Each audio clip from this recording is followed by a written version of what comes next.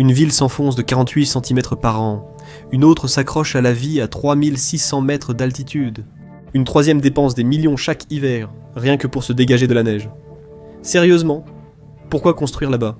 Et pourtant, certains de ces endroits existent depuis plus de 1000 ans. Voici les villes les plus difficiles à construire.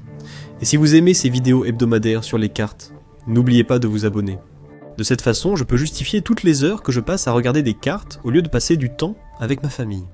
On commence avec le numéro 50 Venise. Ville des canaux, ponts romantiques et balades en gondole qui font regretter le prix par rapport à la nage.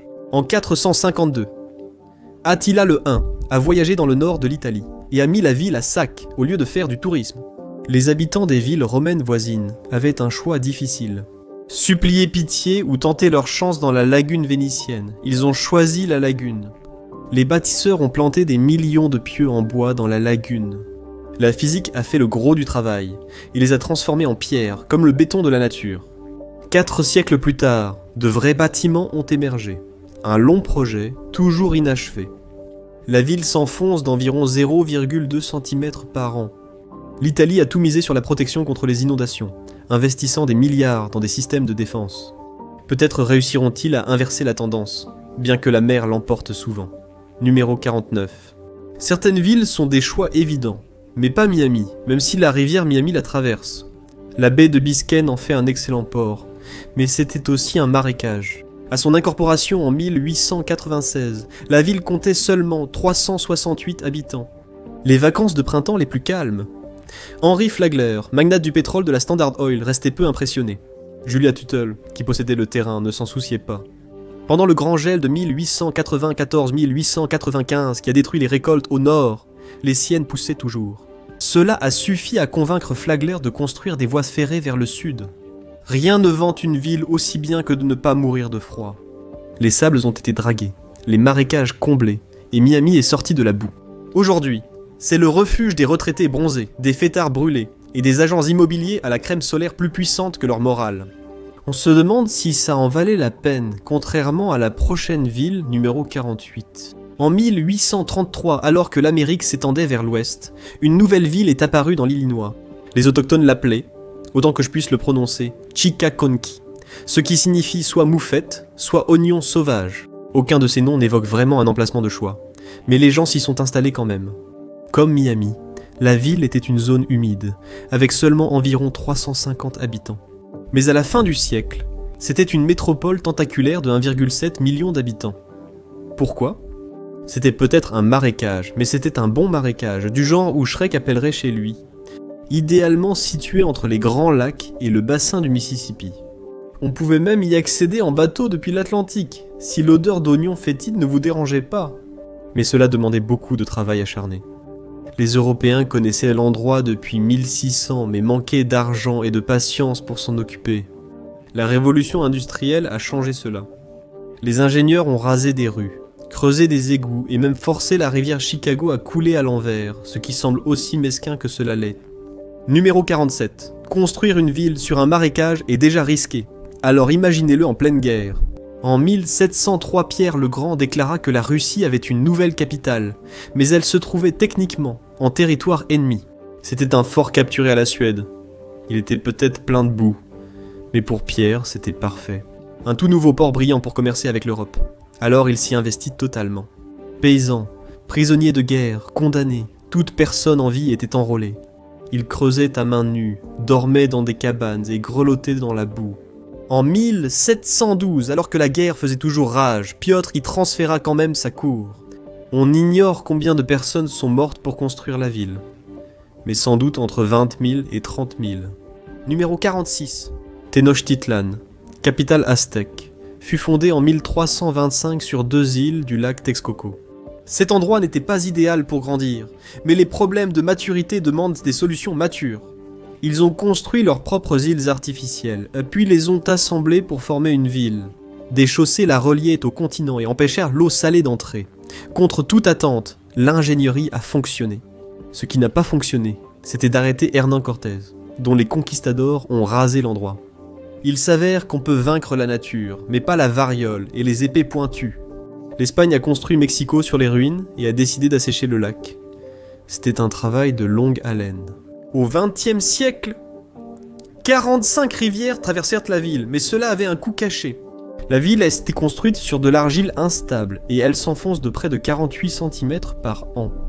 En gros, c'est comme ma dernière tentative de souffler, mais à l'échelle urbaine. Numéro 45. La Nouvelle-Orléans n'a pas commencé comme un simple marécage. Surélevée et sèche, au début du XVIIIe siècle, la Big Easy n'a vu le jour qu'après l'assèchement de plus de 12 000 hectares. Cela n'est arrivé qu'à la fin du XIXe siècle grâce à de meilleures digues et des pompes, le travail continuant jusqu'en 1926 à Strasbourg. Mais cela a eu un coût. 50% de la ville se trouve maintenant sous le niveau de la mer. Un mauvais jour pour les digues serait catastrophique, comme lors de l'ouragan Katrina en 2005. La Nouvelle-Orléans a dû dépenser 20 milliards de dollars pour construire 560 km de nouvelles digues, les flotteurs les plus chers du monde. Numéro 44. Berlin est le centre de la 3e plus grande économie du monde. Vous êtes-vous déjà demandé l'origine de ce nom? Il vient du mot slave beryl, qui signifie, c'est exact, marais. Berlin compte environ 6800 km de voies navigables, un record en Europe. Creuser quelques mètres pour atteindre la nappe phréatique, avec un mélange de boue, tourbe et sable. Construire ici, c'est aussi instable qu'une tour de Jenga en plein séisme. Il a fallu des prouesses d'ingénierie pour que la ville fonctionne. Et en Allemagne, les brasseurs s'en sont mêlés. Dans les années 1840, ils ont bâti les premières grandes structures souterraines pour la bière. La fermentation est venue en premier, les canaux sont venus après. Les priorités. Si vous voyez des tuyaux roses ou violets dans les rues, c'est le système de drainage temporaire de Berlin. En gros, ce sont d'énormes frites de piscine qui empêchent les chantiers de se noyer. Numéro 43. Une autre grande ville d'Allemagne a aussi été bâtie sur un marécage. Sérieusement, qu'est-ce qui attire autant? Charlemagne fit bâtir un fort en 808 sur un terrain rocheux. Cela semblait être un plan solide, littéralement. Coincé entre les rivières Ulster et Elbe, il protégeait contre les invasions slaves. Le problème? Hambourg se bat contre la terre et l'eau depuis ce temps-là. Aujourd'hui encore, des projets comme Hafen City à Hambourg sont construits sur des bases protégées des inondations. Hambourg, la Venise de l'Allemagne.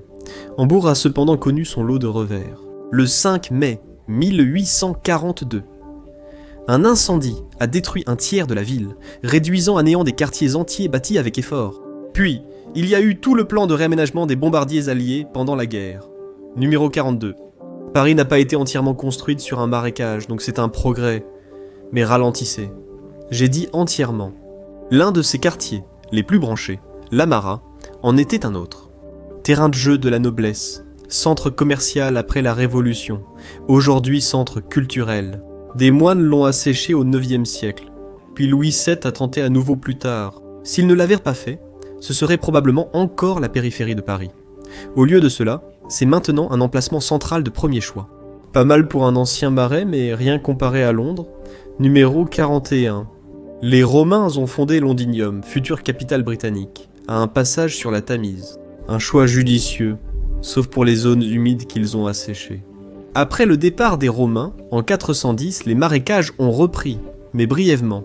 À la manière de Hooligan, les Londoniens médiévaux ont affronté les marécages, acre par acre. À l'époque victorienne, plus de 200 miles de murs bordèrent la Tamise, de Teddington à la mer du Nord. Le fleuve a été resserré, passant d'une vaste étendue peu profonde à un chenal plus profond et plus étroit. Donc, Super Alpha City était un marécage. Pas étonnant que les financiers s'y sentent chez eux. Nous avons eu une ville sur pilotis qui s'enfonce vite, un bourbier vendu comme destination de vacances, et une ville qui a détourné une rivière par ennui. Poursuivons ce délire d'urbaniste. Numéro 40. Une autre Super Alpha City mondiale. Autrefois, c'était un marécage infesté de moustiques, du moins dans sa partie la plus célèbre. Les anciennes cartes de New York sont remplies de terrains nouvellement créés, ce qui est une façon polie de dire des marécages dans lesquels on a entassé de la terre. Il a quand même fallu 200 ans pour trouver de l'eau douce. Après des plans ratés, des escroqueries et une épidémie de choléra, l'aqueduc de Croton ouvre en 1842. La ville a organisé une énorme fête en octobre pour célébrer l'eau sans le goût de la mort. Numéro 39. Protéger Pékin signifiait transformer un marécage en un projet d'ingénierie. Fatiguée des invasions venues du nord, la Chine a entouré Pékin de murs massifs. Le périmètre sud-est était plus délicat. Les marécages bas obligèrent le mur à suivre une diagonale étrange. C'était la façon de Pékin de contourner le problème. Le périmètre nord-ouest était également détrempé. Des murs furent érigés puis abandonnés pour une nouvelle diagonale. Cela formait un petit triangle de terre net hors de la ville. Les ingénieurs ont détourné l'eau des sources de Yuchuan et Baichuan pour creuser des douves et remplir les 3 lacs des jardins impériaux. Autant rendre les marécages décoratifs si vous devez les combattre. Sans les murailles et les éléments aquatiques, Pékin n'aurait pas survécu comme capitale de la Chine depuis 1421. C'est trop près de la steppe, où les invasions étaient aussi fréquentes que des livraisons Amazon, quotidiennes, coûteuses et impossibles à arrêter. Shanghai a vu le jour en 991 dans l'actuel district de Songjung, numéro 38. Elle a lentement grandi jusqu'à environ 12 000 habitants au début des années 1100. Mais en seulement quelques années, elle allait exploser pour dépasser les 250 000 habitants grâce aux invasions Juchen au nord. La population a évolué vite, mais pas la Terre. En grandissant, Shanghai s'est enfoncée. Au début du XXe siècle, elle s'enfonçait à un rythme de presque 1 pouce par an. Depuis 2010, la situation s'est stabilisée, mais la montée du niveau de la mer menace ses 24 millions d'habitants. La solution, la ville éponge. Ce n'est pas un dérivé de Bob l'éponge. C'est un plan à plusieurs milliards de dollars pour utiliser des plantes et du sol afin d'absorber l'eau, au lieu de se contenter de tuyaux. Numéro 37. La capitale de l'Indonésie, Jakarta, a toujours été l'une des villes les plus complexes du monde. Fondée au XVIIe siècle par des colons néerlandais, elle devait être l'Amsterdam tropical. Au lieu des lumières rouges et des cafés enfumés, ils ont eu des montagnes et de la pluie. Des ruisseaux coulaient en bas, et ils devaient s'en débarrasser. Des canaux ont été construits pour faire face, mais en quelques années, la ville se noyait sous la pluie, la chaleur tropicale et la pollution supplémentaire que les colons avaient gentiment importée. Alors les Hollandais ont simplement déménagé vers le sud, dans le quartier de Menteng. Les canaux subsistent, cachés sous le béton ou utilisés pour le drainage. Aujourd'hui, certaines parties de la ville s'enfoncent jusqu'à 15 cm par an. À certains endroits, c'est plus de 4 mètres. La situation est devenue si grave que le gouvernement indonésien a décidé que déménager était la seule solution. Ils bâtissent la nouvelle capitale Nusantara, loin des risques d'inondation. Numéro 36. Lagos, au Nigeria, est en quelque sorte la Venise de l'Afrique, parce qu'elle a aussi été construite sur un lagon. Tout a commencé avec seulement 28 000 habitants, mais les zones humides ont obligé les Britanniques à assécher les terres pour pouvoir s'étendre. Cela a marché un moment. Aujourd'hui, c'est la plus grande ville d'Afrique avec plus de 20 millions d'habitants, tout un pays entassé sur un seul marécage. Le maintenir ainsi, c'est une autre histoire. Aujourd'hui, la pluie inonde les rues, et les plages s'érodent rapidement. Sans zones humides, rien n'absorbe l'eau ni ne stoppe les vagues. Maintenir la ville au-dessus du sol nécessitera d'énormes projets d'ingénierie coûteux. Ont-ils entendu parler de l'arche de Noé ? Je demande juste. Numéro 35. Bangkok a toujours été destinée à devenir une grande ville. Perchée au sommet de la baie de Bangkok, sa position stratégique est évidente, mais la majeure partie de la région était constituée de zones humides. Mais ce genre de succès durement acquis a eu un prix. La ville était à environ 1,5 mètre sous la mer sur un sol d'argile molle. Les immeubles de grande hauteur dans les années 1970 ont ajouté encore plus de poids. De nombreux canaux ayant été comblés, l'eau de pluie fréquente ne peut plus s'écouler. Donc, Bangkok n'a pas d'autre choix que de construire encore plus, comme des parcs anti-inondation qui peuvent drainer jusqu'à 1 million de gallons d'eau. Cependant, les problèmes d'eau ont amené certains responsables thaïlandais à envisager de déplacer la capitale, à l'image de l'Indonésie. Numéro 34. Mumbai est l'une des mégapoles du monde. Population, 21,7 millions. À l'origine, la ville était composée de 7 îles, lorsque le Portugal en a pris le contrôle au XVIe siècle. Il a fallu attendre 1845 pour les réunir, un bon rafistolage s'imposait. Avant, le Portugal a cédé la colonie à la Grande-Bretagne lors du mariage de Charles II car elle était très inhospitalière. C'est mieux qu'un grille-pain ou une bouilloire, mais même lui n'a pas voulu la gouverner. À la place, elle a été louée à la Compagnie des Indes orientales pour 10 livres en or par an. Le pire accord Airbnb de l'histoire. La vie ne s'est pas améliorée. En 1689, les Moghols ont détruit la plupart des infrastructures. Mais la ville s'est relevée, pour affronter aujourd'hui un nouveau défi. Elle a un sol sablonneux, pas vraiment adapté au poids des bâtiments modernes, et la population aggrave la situation en épuisant les nappes phréatiques. Gérer ce sol sablonneux sera le prochain grand défi d'infrastructures ici, Et la ville n'a pas des siècles devant elle. Mumbai s'enfonce de 2 à 3 mm par an et pourrait être submergée à 40% d'ici 2050.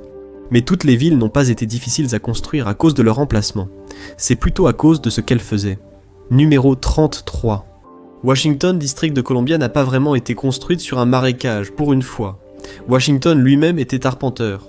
Il a choisi une rive solide pour la capitale. La construire, c'était une autre histoire. Pierre l'Enfant rêvait de transformer la nature sauvage en une grande ville, mais il a refusé de partager ses plans et s'est fait renvoyer. La ville a survécu difficilement sous Andrew Ellicott, jusqu'en 1902, quand les plans de l'enfant furent retrouvés. La commission Macmillan a vite réaménagé le National Mall selon ses plans. L'urbanisme marche si l'architecte partage le plan avec tous. Les changements de plan peuvent entraîner beaucoup de dépassements de coûts, mais ce n'est rien comparé à ce que Los Angeles a connu. Numéro 32. Los Angeles n'a pas été construite dans un désert, mais elle en a créé un. La région était si attrayante que tous voulaient en profiter. Près de 1700 personnes y vivaient en 1841. 50 ans plus tard, ils étaient plus de 100 000, puis 500 000 en 1920. La population a dépassé la capacité d'approvisionnement en eau naturelle de la région. Il fallait agir, et vite. Alors, le maire Fred Hayton a élaboré un plan. Il allait la voler à la vallée d'Owens. Cela a conduit aux guerres de l'eau en Californie. Les agriculteurs ont riposté, parfois avec de la dynamite. Mais en 1913, l'aqueduc était terminé. Le lac Owens n'était plus que poussière en 1924. La révolte s'est éteinte en 1931. Los Angeles a eu l'eau, les agriculteurs rien, et la ville est devenue la deuxième plus grande d'Amérique. Quelle est la morale ? En Californie, l'eau l'emporte sur tout, même la dynamite, numéro 31. Las Vegas n'a pas vraiment été taillée dans le désert, elle a plutôt été déposée sur une oasis chanceuse. Las Vegas signifie les prairies, mais celles-ci ne font pas une métropole. Les Mormons ont essayé dans les années 1850 puis ont renoncé. La foi ne suffit pas à s'hydrater. Comme Miami, tout a commencé avec une femme. Ellen Stewart a acheté des terres pour les vendre aux compagnies de chemin de fer. Les trains sont arrivés, et Las Vegas est devenu officiel en 1905. Mais il faudrait plus que des rails et des horaires pour transformer une oasis en ville du péché. Le barrage Hoover, lancé en 1931, a créé le lac Mead. Aujourd'hui, il fournit encore 90% de l'eau de Vegas. Le projet a touché le jackpot. L'argent affluait davantage dans les casinos que dans le béton. Le Nevada a légalisé les jeux d'argent pour retenir l'argent californien. Nous avons appris que Pékin a évité les invasions grâce à ses murs, que Shanghai est en train de devenir une ville éponge, et que Jakarta s'enfonce tellement que le gouvernement se construit une échappatoire. Qu'est-ce qui vous a surpris ? Dites-le moi en commentaire. Numéro 30. Bishop, Californie, est aride. Très aride. Les montagnes de la Sierra Nevada bloquent dans la pluie. La ville a donc dû être créative. Elle obtient de l'eau grâce à 3 puits dans la vallée d'Owens. Les puits disposent de près de 35 km de conduite principale d'eau. Système ingénieux. Mais ils piègent la ville. Bishop n'avait que 3800 habitants en 2020 et sa population baissait. Pour se développer, il lui faudrait un projet de récupération d'eau comparable à la construction de Dubaï. Vous savez, sans l'argent du pétrole ni les toilettes portables. Numéro 29 Bakersfield. Il ne reçoit que 144,7 mm de pluie par an. Alors d'où vient son eau ? Ça demande en quelque sorte tout un éventail de méthodes différentes. Sans l'une d'elles, Bakersfield ne serait jamais devenue ce qu'elle est aujourd'hui, avec près de 400 000 habitants. Il y a beaucoup de choses dans le sol. Les puits fournissent taille et 36% des besoins de la ville. Mais il a aussi fallu un certain génie pour amener de l'eau dans cet endroit aride. Voici l'aqueduc de Californie, qui fournit 26% de l'eau. Les projets fédéraux comme le canal Fry and Kern et le Central Valley Project fournissent encore 12% de l'eau. Sans ces éléments, la rivière Kern, qui fournit encore 20%, ne serait pas du tout suffisante pour accomplir cette tâche. Numéro 28. Phoenix est moins extrême que Bakersfield, mais fait face à un défi bien plus grand. Elle compte 5 millions d'habitants dans sa région métropolitaine. Comme à Bakersfield, elle a dû faire preuve de créativité pour l'approvisionnement en eau. 34% de l'eau de Phoenix provient des eaux souterraines. Cela ne suffirait pas pour la population actuelle. Ainsi, la ville puise 29% de son eau dans le fleuve Colorado, 25% dans les rivières Salt et Verde, et 12% dans l'eau recyclée. C'est un exercice d'équilibre délicat, basé sur des barrages, des traités avec les voisins et des lois pour préserver les eaux souterraines. D'une manière ou d'une autre, cela a fonctionné. L'Arizona utilise aujourd'hui la même quantité d'eau qu'en 1950 malgré une population 7 fois plus nombreuse. La preuve qu'avec assez de bureaucratie et de béton, on peut donner une crise d'identité à un désert. Numéro 27. Les problèmes d'eau de Sanaa pourraient être les plus difficiles au monde. Capitale du Yémen. Elle compte 3,4 millions d'habitants. La ville occupée par les Houthis, située dans un désert à environ 2250 mètres d'altitude, est l'une des plus élevées du monde. Obtenir de l'eau là-bas n'est pas facile. Dans les années 1970, la nappe phréatique se trouvait à environ 30 mètres sous la surface. Aujourd'hui, elle est descendue à près de 1200 mètres dans certaines zones. Bien avant l'arrivée des Houthis, les gens craignaient que cela puisse être la première capitale à manquer d'eau. La Banque mondiale et l'Organisation des Nations Unies ont construit 6 km de canalisation jumelée pour aider, mais avec la géographie et la politique de la ville, c'est essentiellement une goutte d'eau dans l'océan, sans l'eau.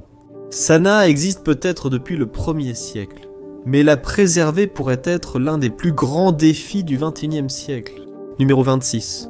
Aucune ville du désert n'a un défi plus difficile qu'Arica dans l'Atacama, le désert le plus aride de la Terre. À quel point est-ce sec? Les précipitations annuelles moyennes ne sont que de 0,03 pouces. L'eau va vers les montagnes, laissant Arica sèche. Certaines parties n'ont pas vu de pluie depuis 500 ans. Mais Arica a un avantage. Elle est sur la côte, donc elle peut construire des usines de dessalement. Mais cela coûte cher. Alors Arica doit faire un effort supplémentaire et importer de l'eau. Elle a également construit des infrastructures pour capter toute la pluie possible. Le résultat ? Arica compte plus de 200 000 habitants, et la vie y est plutôt normale. Après tout, elle existe depuis 1541. Cela laisse largement le temps de s'habituer à l'idée que la pluie n'est qu'une rumeur. Numéro 25. Comme Las Vegas, Tombouctou a été construite sur une oasis. Le Niger l'a maintenue en vie. Le commerce du sel l'a enrichi. Mais l'isolement et la chaleur rendaient la construction difficile. Les importations étaient rares, donc une grande partie de la ville a été construite en briques de boue. Bon marché, mais vite érodée sous les tempêtes de sable constantes. Même aujourd'hui, il n'y a pas de route moderne. Là n'est toujours l'Uber local. Il y a un aéroport aujourd'hui, donc ça facilite les choses. Mais maintenant, le désert cherche à se venger, et le fleuve Niger rétrécit. L'entretien est plus difficile que jamais. En plus de cela, des insurgés ont pris le contrôle de la ville depuis août 2023. Les prix alimentaires grimpent, et 33 000 personnes sont déjà parties. Pour un lieu bâti sur le sel, il a bien assez de blessures pour y frotter du sel. Numéro 24. Les Australiens ont eu d'autres problèmes liés au désert. Allez à Kuberpet et vous tomberez sur des bâtiments qui semblent normaux. Mais les apparences peuvent être trompeuses. Les pièces mènent sous terre. C'est exact, les hommes taupes existent vraiment? Non, pas vraiment. Les gens vivent en dessous parce que lorsque le mercure atteint 52 degrés Celsius, la climatisation jette l'éponge. Ce n'était pas un endroit facile à construire. Les habitants l'ont fait à l'ancienne, avec des pioches, des pelles et de la dynamite. Heureusement, quelques puits de mines abandonnés servirent de point de départ. Comment continuer à vivre sous terre ? 70% de l'énergie vient du vent et du solaire. L'eau arrive par canalisation sur 24 km. Ça marche. Il y a 2500 personnes qui y vivent en 2022. Mais ce n'est pas vraiment un modèle prêt à être franchisé dans le monde entier. Numéro 23, Perth. La plupart des villes existent, parce qu'elles sont reliées aux autres. Perth n'a pas reçu ce mémo. Avec 2,3 millions d'habitants, c'est la grande ville la plus isolée. 2 jours sur les plaines de Nullarbor, juste pour rejoindre Adélaïde. C'est la civilisation en mode avion. Alors, comment a-t-elle grandi ? Tout a commencé avec une ligne télégraphique en 1869. Mais les choses n'ont vraiment décollé qu'après la Seconde Guerre mondiale. Même alors, un yacht a été nécessaire pour aider. En 1983, le yacht Australia 2 a remporté la Coupe de l'America, plaçant Perth sur la carte. Le boom minier des années 2000 a fait croître la population. Les dirigeants de la ville ont saisi l'occasion, investissant dans des projets à long terme, comme la Perth Arena et l'Optus Stadium. La stratégie a porté ses fruits, puisqu'elle compte désormais 79% de la population de l'Australie occidentale. Numéro 22. Perth n'a rien à envier à Iquitos, au Pérou, la ville la moins accessible du monde. On ne peut y accéder que par bateau ou par avion. Et ce n'est pas un village isolé. Elle abrite 491 000 habitants. Comment cette ville est-elle devenue si grande? Elle ne comptait que 1500 habitants dans les années 1870. Mais en 1880, il y en avait 20 000. Tout cela fut rendu possible par le boom du caoutchouc, attirant Gustave Eiffel qui construisit la Casa de Fierro. Mais les beaux jours n'ont pas persisté. En 1912, des hommes d'affaires étrangers ont vu que les EVA poussaient dans des zones plus accessibles. La prospérité s'est effondrée aussi vite qu'un pneu crevé. Et pourtant, la population a continué de croître. Son emplacement s'est en fait révélé être une attraction touristique. C'était la plus grande base pour explorer l'Amazone, donc elle attire toujours toutes sortes d'aventuriers prêts à dépenser. La leçon, c'est que la géographie et la chance peuvent transformer même le coin de terre le plus désolé en un chantier de construction. Il ne faut pas tout miser sur le caoutchouc. Nous avons vu que les villes trop basses sont menacées. Mais construire en hauteur n'est pas non plus une solution simple. Numéro 21. Denver se trouve à une altitude d'1 mile, voire plus dans certains endroits. Et tout a commencé en 1858 avec les chercheurs d'or. Elle est restée petite jusqu'à l'arrivée des chemins de fer dans les années 1870. En 1890, elle comptait 100 000 habitants. Mais en ce qui concerne les routes, c'était une autre histoire. L'I-25 n'a ouvert qu'en 1948, grâce à des fonds fédéraux et à la reconstruction de 20 ponts pour la rendre fonctionnelle. Aujourd'hui, avec une population en hausse de 40% depuis le début du siècle pour atteindre 715 000 habitants, la ville est de nouveau en train de s'activer. L'altitude, le financement limité et les partenariats publics-privés sont les solutions récentes. Même à 1 mile d'altitude, les problèmes de Denver restent au niveau de la rue. D'accord, nous avons eu Arica qui traite la pluie comme un conte de fées, Tombouctou qui fonctionne toujours à la force des ânes, et Cuba Pete qui se transforme complètement en homme taupe juste pour supporter la chaleur. Et nous avons toujours des problèmes d'altitude, encore plus de villes désertiques, et une victime de guerre à venir. Numéro 20, Xining, en Chine, est la ville la plus haute d'Asie. Elle est à environ 600 mètres de plus que Denver. Plus de 2,4 millions d'habitants y vivent. Située dans la vallée de la rivière Huangshi, l'eau y est abondante, mais sa construction n'a pas été aisée. Xining est situé au centre de la Chine. Il n'a jamais été facile de s'y rendre.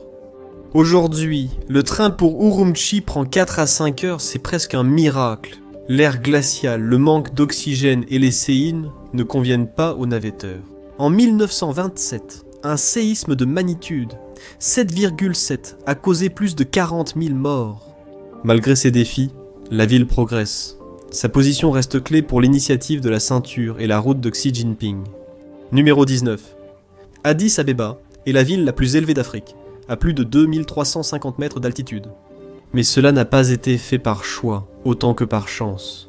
Fondé en 1886, l'empereur Ménélique II a quitté les collines escarpées d'Antoto, inadaptées au chemin de fer.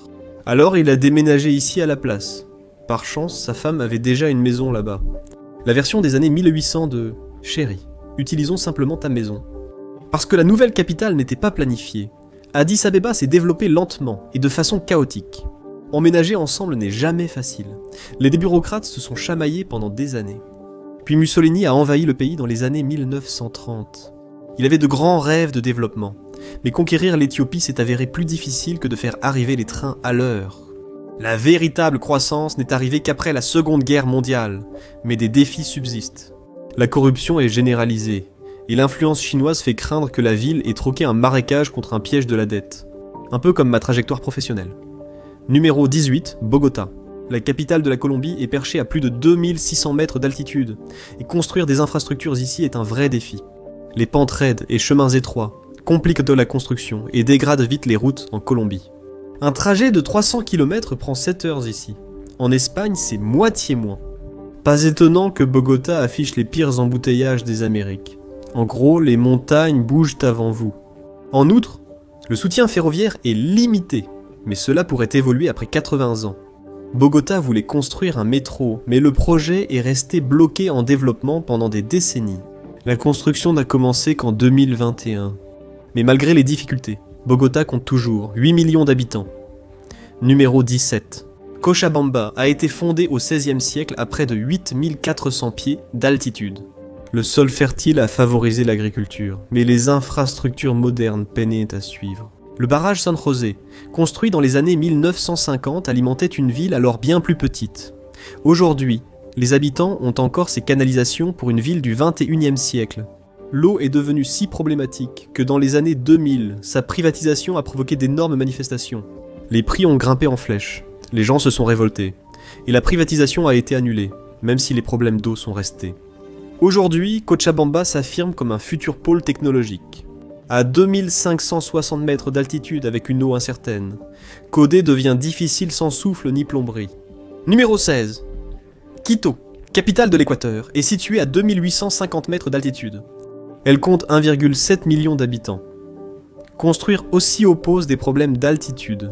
Elle a été fondée en 1534, mais même après 500 ans, la géographie reste un défi. En juillet 2025, un glissement de terrain a rompu une conduite d'eau et a privé 400 000 habitants d'eau courante. Climat subtropical ou non, à cette altitude, le plus grand défi de Quito est de maintenir l'eau courante. Quito dépend presque entièrement des zones arbustives d'altitude pour son eau, fragiles et menacées par l'exploitation minière et une agriculture inadéquate.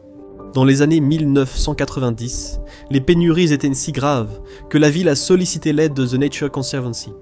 Cela a fonctionné, mais cela a aussi prouvé le point. À cette altitude, il n'y a pas de place pour l'erreur. Votre approvisionnement en eau est essentiellement à une mauvaise récolte de disparaître. Numéro 15. La Paz, Bolivie, à une altitude de 12 000 pieds. Malgré cela, plus de 2 millions de personnes habitent dans la métropole. Les Espagnols ont tenté de s'installer ici, mais le terrain était si hostile que rien n'a duré avant 1548. Construire des routes à cette altitude était brutal, et celles qui ont été construites étaient étroites. Le résultat, c'est que La Paz est embouteillée depuis environ 500 ans. La solution ? Aller plus haut ? En 2012. La Paz a construit le téléphérique Mittal-Eférico, terminé en 2014. Aujourd'hui, 10 lignes acheminent plus de 200 000 personnes quotidiennement. Désormais, le trajet quotidien offre une vue spectaculaire, mais aussi le mal de l'altitude. Cette ville mérite vraiment son nom. Numéro 14. El Alto en Bolivie se trouve à un peu plus de 13 600 pieds d'altitude. C'est la plus haute grande ville du monde, avec près de 1,2 million d'habitants. Pourquoi a-t-elle même vu le jour ? Aucun habitant avant 1903. El Alto a débuté comme bidonville de La Paz, les riches demeurant dans la vallée en contrebas. Des vagues de migrants ruraux ont fait croître la population malgré une géographie difficile. Les ressources étaient rares, tout comme l'air. El Alto a dû apprendre à devenir une ville à la dure. En 1997, seul un tiers des habitants d'El Alto avaient des rues pavées ou la collecte des ordures. L'accès aux égouts a été d'environ 20%.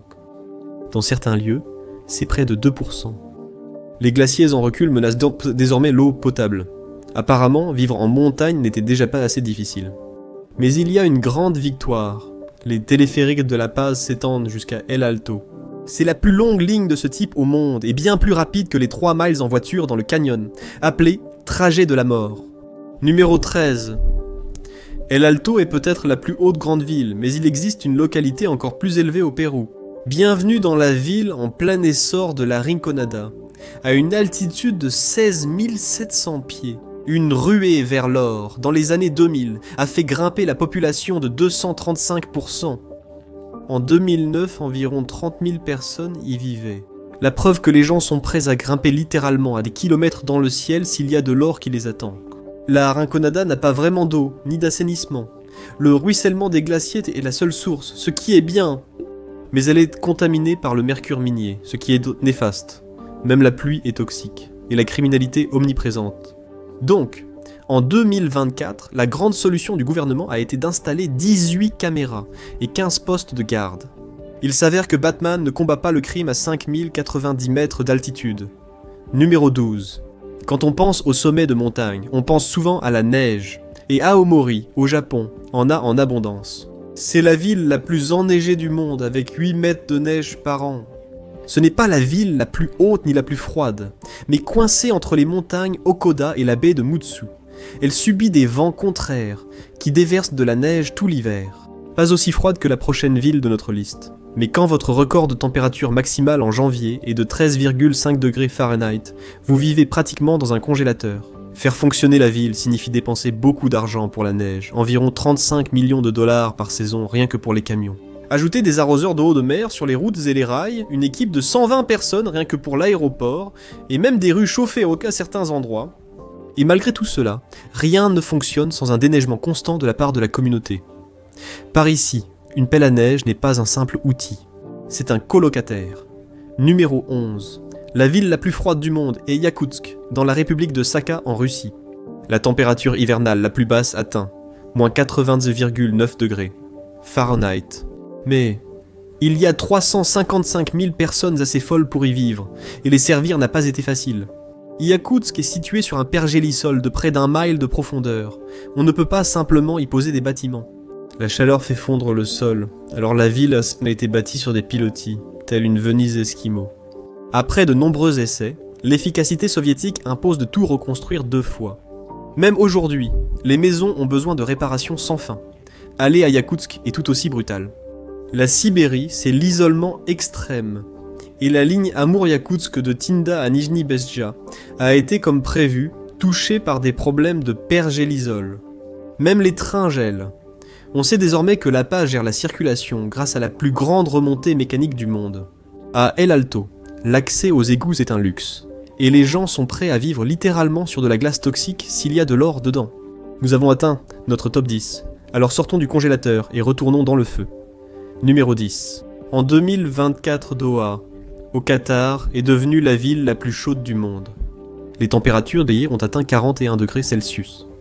La richesse pétrolière a transformé la ville en métropole de plus de 1,1 million d'habitants. Mais cela ne signifiait pas que sa construction était aisée.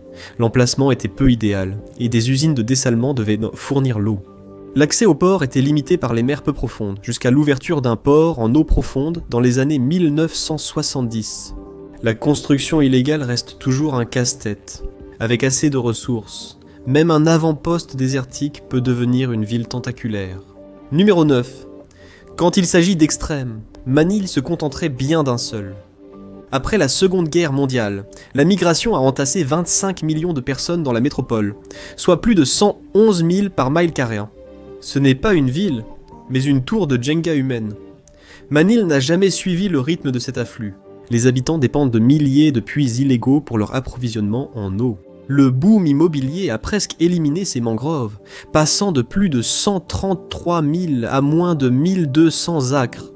La ville a échangé sa défense naturelle contre les inondations contre de l'immobilier, troquant les gilets de sauvetage contre des appartements. Ainsi, Manille s'enfonce jusqu'à 10 cm par an, tandis que la mer monte d'environ 2 cm. Manille devra sûrement renforcer ses défenses côtières pour survivre, et peine toujours à construire assez de logements. À ce rythme, la ville pourrait manquer de terre avant de manquer d'habitants. La situation est devenue si grave que l'ex-président Duterte a évoqué la possibilité de solliciter l'Indonésie et de déplacer la capitale. Rien à ajouter pour l'instant. Numéro 8. Amplifier les problèmes de Manille. C'est Dhaka, au Bangladesh. Ces problèmes pourraient littéralement la faire sombrer. Elle s'enfonce de 1,3 cm par an. Depuis les années 1970, Dhaka est passé à plus de 20 millions d'habitants, avec 2000 nouveaux arrivants quotidiens. C'est la plus grande sardine partie mondiale.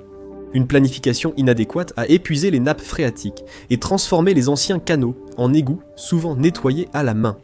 Des ouvriers se sont noyés dans les eaux usées en tentant de les déboucher, sans doute le pire travail au monde. Mais bon, au moins Manille peut encore se vanter d'avoir des écoles. Numéro 7. Monrovia, capitale du Libéria, abrite plus de 1,7 million d'habitants. Et elle a un problème bien différent de tout ce dont nous avons parlé jusqu'à présent. C'est l'un des endroits les plus pauvres du monde. 85% de la population vit avec moins d'$1 par jour. Le revenu national brut n'est que de 790 $ par an. Malgré sa taille, construire Monrovia est une lutte constante. Les coupures de courant font que les distributeurs automatiques et les lecteurs de cartes semblent être des technologies de luxe. Seul un tiers des habitants peut tirer la chasse d'eau, même si, vu l'état du système d'assainissement, c'est plus un pari qu'un privilège. L'éducation est aussi un combat difficile. Des années de conflit avec la Sierra Leone ont tellement épuisé les ressources de Monrovia que les écoles fonctionnent à peine et rien n'indique que ce cycle va s'arrêter. Il y a un autre cycle qui rend la construction de certaines villes difficiles. Elles ont malheureusement une histoire marquée par la destruction. Numéro 6, Pyongyang a autrefois été le théâtre d'une dévastation presque totale. En juin 1950, les forces de l'Organisation des Nations Unies ont largué plus de bombes sur la ville qu'il n'y avait d'habitants. 420 000 bombes pour ces 400 000 habitants. 32 000 tonnes de napalm ont été utilisées. 75% de la ville a été détruite lors de la campagne. Elle a été reconstruite après la guerre, brique par brique. Depuis lors, la ville n'a cessé de prospérer. Non, je plaisante. Numéro 5. Pour voir l'une des villes les plus détruites durant la Seconde Guerre mondiale, ne regardez pas Hiroshima ou Nagasaki. Regardez la capitale de la Pologne, Varsovie. Varsovie a été la première capitale européenne à tomber sous l'occupation nazie. Mais les habitants ne l'ont pas accepté sans rien dire. Ils se sont révoltés, avec un important soulèvement, en 1944, après l'insurrection du ghetto de Varsovie l'année précédente. Adolf Hitler en avait assez. Il a ordonné que la ville disparaisse complètement de la surface de la Terre. Lorsque l'armée rouge l'a libérée en janvier, 85% de la ville n'était plus que des décombres. La libération s'est accompagnée d'une gueule de bois communiste de 40 ans, mais Varsovie a survécu à tout cela. Aujourd'hui, 3,2 millions de personnes vivent dans la métropole, qui est le centre du miracle économique polonais, d'après la guerre froide. La preuve qu'une ville réduite en cendres peut renaître de ses cendres. 4. Tokyo est située sur la ceinture de feu du Pacifique, ce qui donne l'impression de vivre sur une assiette de gelée au quotidien. Mais rien n'a arrêté le 1er septembre 1923. Le grand séisme du Kanto, d'une magnitude de 8, a tué plus de 100 000 personnes et a presque rasé la moitié de la ville. La ville a été reconstruite, pour être à nouveau rasée, en 1945, lorsque les bombardiers américains ont largué 453 tonnes d'engins incendiaires. 100 000 morts et 51% de Tokyo détruits par les flammes. La ville a été démolie 2 fois, avant même d'avoir une ligne d'horizon. La reconstruction post-séisme a coûté 85 millions de dollars actuels. Après la Seconde Guerre mondiale, le miracle économique japonais a atténué le fardeau. Les urbanistes ont privilégié les infrastructures, laissant les habitants créer leur environnement. Résultat, le Tokyo moderne a été reconstruit à partir des ruines en un patchwork de quartiers distincts. C'est la preuve que même le chaos peut être bien organisé. Alors, Manille a échangé ses mangroves contre des immeubles. Dhaka a joué à la pire partie de sardines et d'égouts du monde. Et Pyongyang a été bombardée plus fort qu'elle n'a été construite. Peut-il y avoir plus difficile? Oui, passons à notre top 3. Numéro 3. Magdebourg, en Saxe-Anhalt en Allemagne, compte environ 244 000 habitants. Mais c'est en gros un phénix qui a ressuscité 3 fois. La première destruction a eu lieu en 1207, lorsqu'un incendie massif a ravagé une grande partie de la ville, y compris la cathédrale. La deuxième fois fut le 20 mai 1631. Pendant la guerre de 30 ans, Magdebourg protestante est tombée aux mains de la Ligue catholique, dont les troupes n'ont montré aucune pitié. 20 000 habitants ont été tués, et la ville a été réduite en cendres. Il a fallu 200 ans pour se relever, juste à temps pour être détruite à nouveau. Le 16 janvier 1945, des avions britanniques et américains ont lancé un raid aérien massif. Plus de 90% de la ville a été détruite, mais Magdebourg a encore été reconstruite. Intel prévoit d'y construire sa plus grande usine d'Europe en 2027. Espérons qu'ils investissent aussi dans un parapluie à l'épreuve des bombes, des incendies et des guerres. Deuxièmement, Ypres était directement sur la ligne de front de la Première Guerre mondiale, un emplacement très défavorable. En 1914, l'Allemagne a tenté d'encercler Paris, mais a été stoppée grâce aux Britanniques.